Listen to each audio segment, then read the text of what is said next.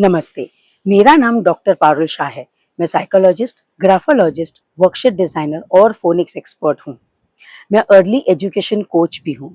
मैं ऑथर हूँ बुक की, जिसका नाम है empower with BLA phoenix 1 and 2।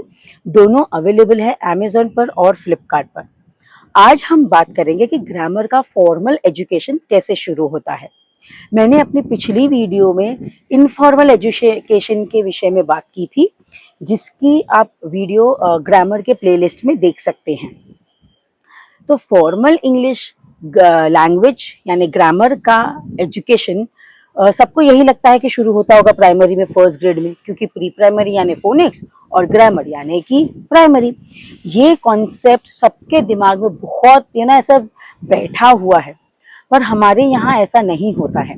हम इंग्लिश एनरिचमेंट प्रोग्राम फॉलो करते हैं, जिसमें phoenix, grammar, creative writing, comprehension, spelling और वोकैबुलरी, ये जो 6 एलिमेंट्स हैं लैंग्वेज के, ये सारे 6 के 6 एक साथ ग्रो करते हैं हम लोग हर ग्रेड में। तो हम लोगों का ग्रामर जूनियर KG में ही शुरू हो जाता है। बोलना यानी इंग्लिश में बात करना प्ले ग्रुप नर्सरी से ही शुरू हो जाता है। तो वर्बल जो सेंटेंस कंस्ट्रक्शन है बच्चे तभी सीख लेते हैं। पर फॉर्मल हम शुरू करते हैं जूनियर KG में।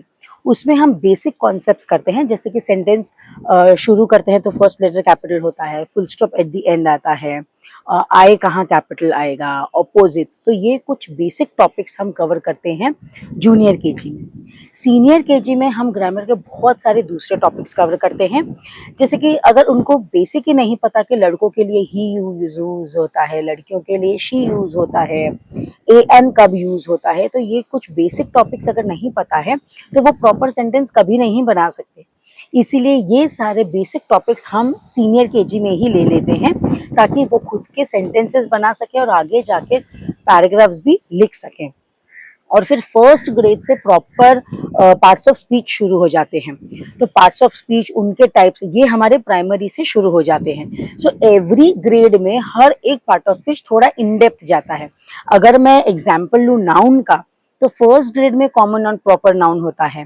फिर सेकंड ग्रेड में हम लोग शुरू करते हैं एक और टाइप ऑफ नाउन, फिर फोर्थ में एक और टाइप ऑफ नाउन। तो इस तरह से हम उसी टॉपिक में जो पार्ट्स ऑफ स्पीच है वो तो हर ग्रेड में सेम ही रहने वाले हैं, सिर्फ उनके टाइप्स और इन डेप्थ जाते हैं, उनके एग्जाम्पल्स डिफिकल्ट हो जाते हैं।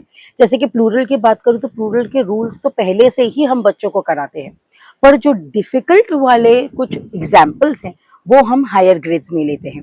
तो इस तरह प्राइमरी में पूरा पार्ट्स ऑफ स्पीच कवर करते हैं, और फिर सेकेंडरी में हायर लेवल्स ऑफ ग्रामर आता है, जैसे कि indirect, direct speech, active passive voice, ये सारे हायर टॉपिक्स हम कवर करते हैं सेकेंडरी में।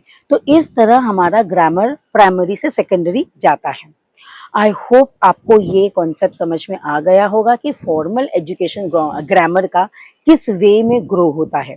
अगर आपने मुझे सब्सक्राइब नहीं किया है तो please subscribe me for more. Bye bye, take care.